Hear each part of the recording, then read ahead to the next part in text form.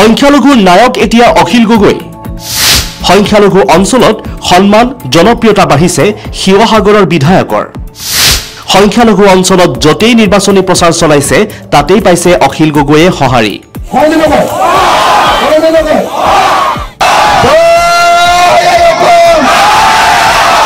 দিন ৰাতি একাকাৰ কৰি অখিল গগৈয়ে চলাইছে দ্বিতীয় পৰ্যায়ৰ পঞ্চায়ত নিৰ্বাচনৰ প্ৰচাৰ। একেদিনাই 12ৰ পৰা 13খনকৈ নিৰ্বাচনী প্ৰচাৰত ব্যস্ত থকা অখিল গগৈৰ নাই এতিয়া আহৰি। যেন পঞ্চায়ত নিৰ্বাচন নহয় বিধানসভাৰ নিৰ্বাচনৰ বাবেহে এই মহাৰণ। চাওক এইসমূহ দৃশ্য।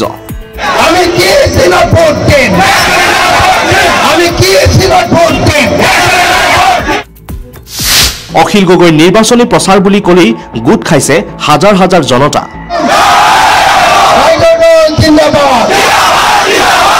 যেন অখিল গগৈ এতিয়া শেষ ভৰসা সংখ্যালঘুৰ বাবে। এক প্ৰকাৰ সংখ্যালঘু অঞ্চলত খুঁটি মজবুত হৈছে অখিল গগৈ। এয়া যেন তাৰেই প্ৰমাণ। পিছে কোন ৰাজনৈতিক দলে ক'ত কিমান আসন পাব তাৰো সমীক্ষা দিলে অখিল গগৈয়ে। নামনি অসমত এইবাৰ AIDF হাৱা হৈ গ'ল। AIDFে নামনি অসমৰ বেছিভাগ চিটতে কেণ্ডিডেটে দিব পৰা নাই, প্ৰাৰ্থীয়ে দিব পৰা নাই। নামনি অসমত যিকেইটা কেণ্ডিডেট দিছে AIDFে কোনেও হয়তো নিজিকে। এইবাৰ হয়তো AIDF শূন্য হৈ যাব। আৰু বিজেপি নামনি অসমতো নিজিকে। উজনি অসমত বিজেপিয়ে কেইটামান চিট পাব, কিন্তু উজনি অসমত ৰাইজৰ দলেও পাব, কংগ্ৰেছেও পাব। গতিকে বিজেপি আৰু AIDFে অকল পঞ্চায়ত নিৰ্বাচনত জিকিব বোলা কথাটো সম্পূৰ্ণ মিছা, এইটো ভুৱা কথা। বিজেপি এইবাৰ পঞ্চায়ত নিৰ্বাচনত শিক্ষা পাব আৰু বিশেষভাৱে নামনি অসমত এইবাৰ AIDFে সম্পূৰ্ণৰূপে উৎখাত হৈ যাব। ইপিনে কংগ্ৰেছৰ টিকট ক্ৰয় বিক্ৰয়ক লৈও মন্তব্য প্ৰকাশ কৰিলে অখিল গগৈয়ে।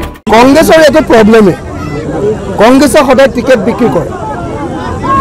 মানুহে কৈ আছে চবেই মই যলৈকে আহিছোঁ তাতে কৈছে কংগ্ৰেছটো এইটো গেলা পাৰ্টি, ইহঁতে টিকেট বিক্ৰী কৰি দিয়ে।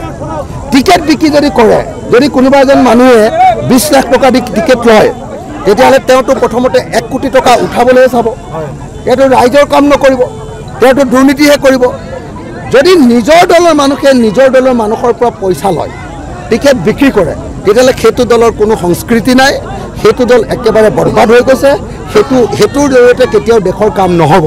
গতিকে কংগ্ৰেছ দলক মই এনেকুৱা টিকেট বিক্ৰীৰ কামটো বন্ধ কৰিবৰ কাৰণে আহ্বান জনাইছোঁ। 2024ত ব্ৰহ্মপুত্ৰত দলিয়াব বিজেপি আৰু AIDFক। বিজেপি AIDF দুয়োটা সাম্প্ৰদায়িক দল। 2024ত হিমন্ত বিশ্ব শৰ্মাক ব্ৰহ্মপুত্ৰত জুবুৰিয়াই পানী খুৱাব অখিল গগৈয়ে। মই আপোনালোকক এটা কথা কওঁ, 2024ত আমি বিজেপি আৰু AIDF দুয়োটা দলক ব্ৰহ্মপুত্ৰত দলিয়াই পেলাম। কংগ্ৰেছ, ৰাইজৰ দল আৰু বিৰোধী দলবিলাকে একলগ হৈ ঐক্যবদ্ধ হৈ আমি 2024ত বিজেপি আৰু AIDF এটা হিন্দু সাম্প্ৰদায়িক দল আৰু আনটো মুছলমান সাম্প্ৰদায়িক দল, এই দুইটা সাম্প্ৰদায়িক দলক আমি একেলগতে ব্ৰহ্মপুত্ৰত দলিয়াই পেলাম আৰু অসমত আমি ধৰ্মনিৰপেক্ষ আৰু ভাল চৰকাৰ গঠন। মানে মুখ্যমন্ত্ৰীয়ে সদায় মোৰ হাতত পানী খাই থাকে। গতিকে বিধানসভাত খায়, বাহিৰতো খায়। গতিকে তেওঁ পানী নাখাওঁ বুলিতো ক'ব নোৱাৰে।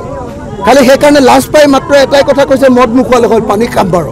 পানীটো খুৱাই আছোঁ, খুৱাই থাকিম আৰু ভৱিষ্যতে খুৱাম। 2024 চনত হিমন্ত বিশ্ব শৰ্মাক ব্ৰহ্মপুত্ৰত জুবিয়াই পানী খুৱাই দিম। এনেকৈয়ে এতিয়া চলি আছে ৰাজ্যৰ ৰাজনীতি। পিছে সময়ত দেখা যাব কোন দলে মাৰিব শেষ হাঁহি। News desk report, India today, any.